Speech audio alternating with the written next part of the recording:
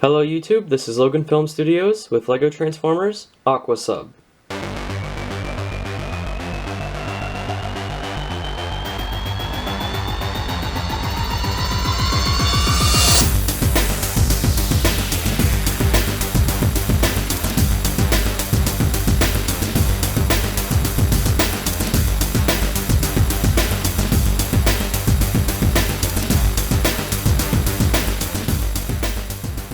So here's Aquasub in his submarine mode.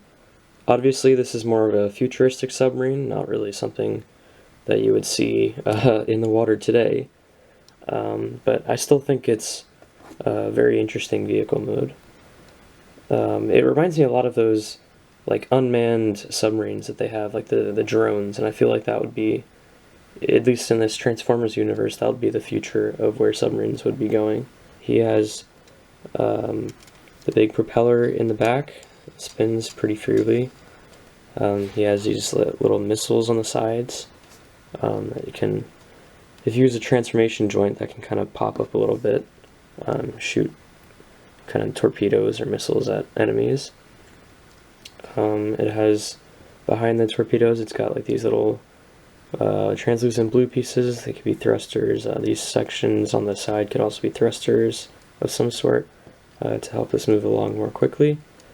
And there's also a lot of, on the bottom, there's a lot of translucent blue pieces, which I imagine to be helping in the quick maneuverability of this vehicle. Here is what he looks like next to my previous Transformer, Sandstorm. Even though they're different in where they are stationed, I feel like these two could be pretty good friends in the battlefield.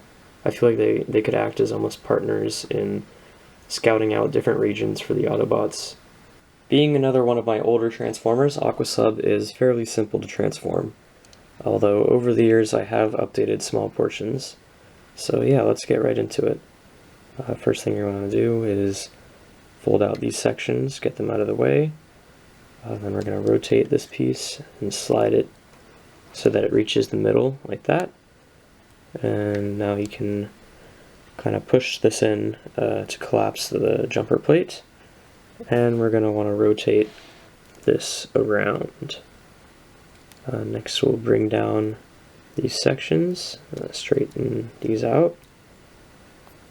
And we're going to, on this, it's kind of hard to see, this rounded piece right here will give the clearance to rotate this whole section around, and then we'll just fold that thruster back. We'll do the same on the other side. Rotate this piece around and then fold that back. And now we'll do the upper half.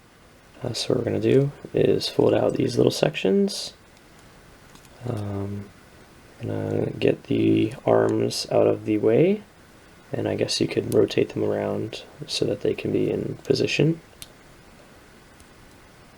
We're going to come to the back here. We're going to fold out this whole section on this droid arm and droid torso assembly.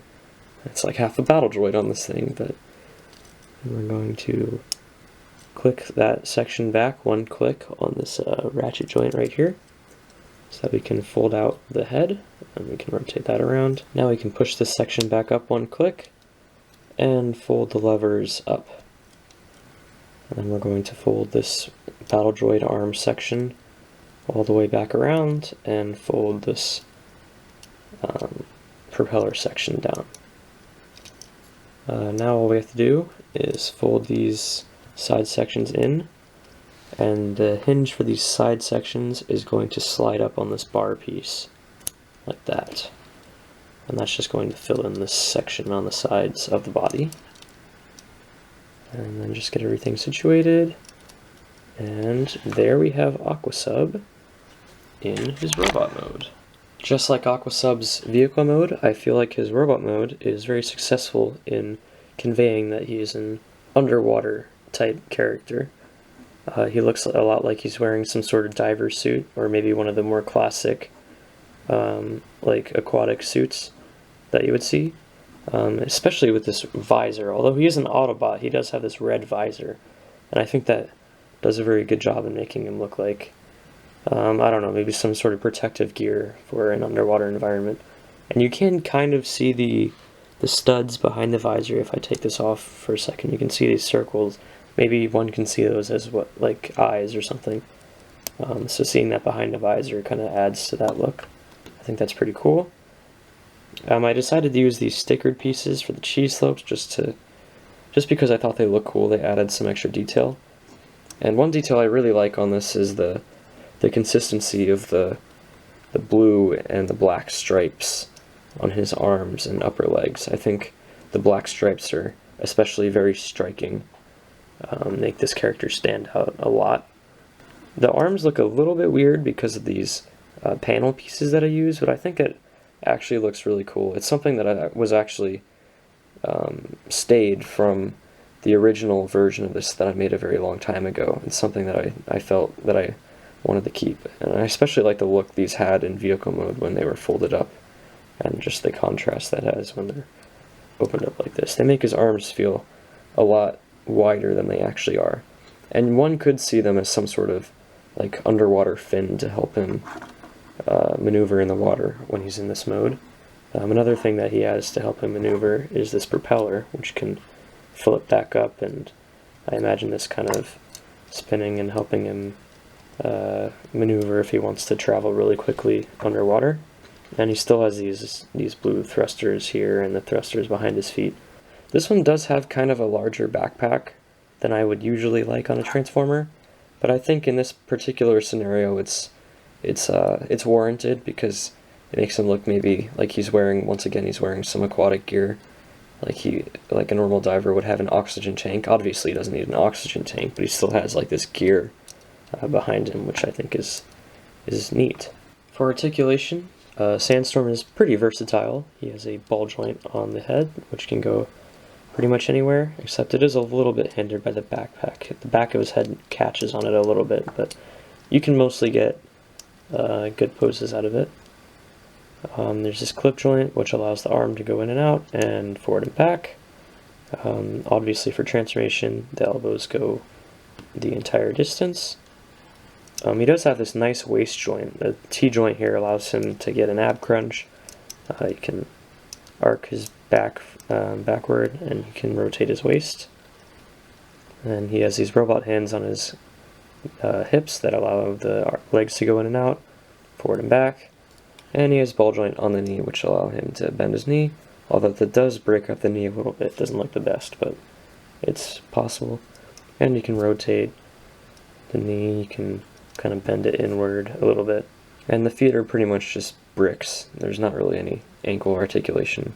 Here's how Aquasub's robot mode scales with Sandstorm's robot mode, and they're pretty much the same size, which again kind of adds to that sort of team dynamic that they have. I can imagine the Autobots having some sort of scouting regiment that they send out, and these are two members of that take on different biomes.